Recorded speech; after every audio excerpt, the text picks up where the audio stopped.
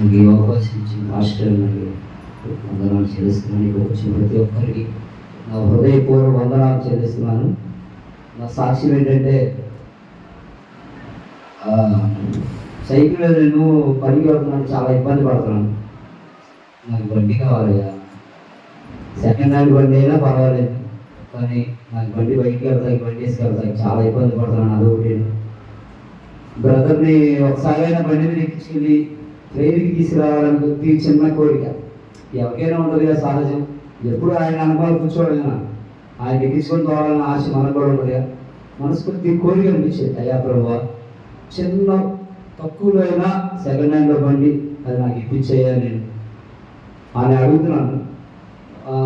రాష్ట్రీయ బ్రెయిన్లో వెళ్ళాలి సరుకు, మరి బండిగా మనం అడుగుతున్నావు కదా అని బ్రెయిన్లో పెట్టినప్పుడు కొత్త బండి వైట్ బండి చూపిస్తున్నాడు సరుకు అని బ్రదర్ చూపించాడు, చెప్పారు. నేననుకున్నాను సరే అది ఎప్పుడు వచ్చిందో అది చూద్దాంలే అని నా మనసు అనుకుంటాను. కానీ మన ప్రయోజనం ఒకలాగా ఉంది, దేవుడి ప్రయోజనం ఒకలాగా ఉంది. ఆ ముందో వారం మనకు దర్శనం చూపించాడు. రెండో వారం ఆ టయానికి మరి డబ్బులు ఎక్కడి నుంచి వచ్చినాయో దేవుడు కృపను బట్టి అన్ని దగ్గర చేయాలి. అది ఇన్స్టాల్మెంట్లోనే తీసుకున్నాం. కానీ ఆ టయానికి మా చేతికి బండి వచ్చింది. దర్శనం అనేది చూపించింది ఏది నెరవేర్చకుండా ఉండడు. దేవుడు మనకి ప్రతిదీ చూపించింది ఎవరో నెరవేరుస్తాడు. నేను నా మనసులో ఏమనుకున్నానంటే, వేరే కలర్ మల్టీ కలర్ ఏదైనా తీసుకుందాం నా మనసులో అనుకుంటే, అక్కడికి వెళ్ళి చూస్తే షాప్లో ఆ మల్టీ కలర్ అసలు లేదునా, ఈ వైటే ఉంది, నువ్వు తీసుకుంటావా లేదా? ప్రభు చిత్తం నేను మనం పక్కతో చేయడానికి వీల్లేదు. కానీ ఆ టయానికి అసలు ఆ బండి తీసుకొచ్చి మా చేతులకి దేవుడు అప్పచెప్పినందుకు దేవుడికి స్తోత్రాలు.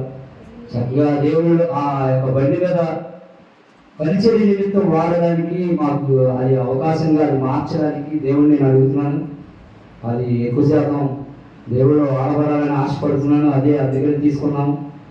అలాగే నన్ను కూడా మీరు జ్ఞాపకం చేసుకోండి.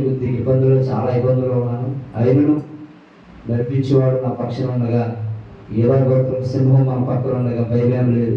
కానీ మీ అందరూ ప్రార్థనలో నన్ను జ్ఞాపకం చేసుకోమని చిన్న సాక్షి దేవుడు ఇచ్చిందా.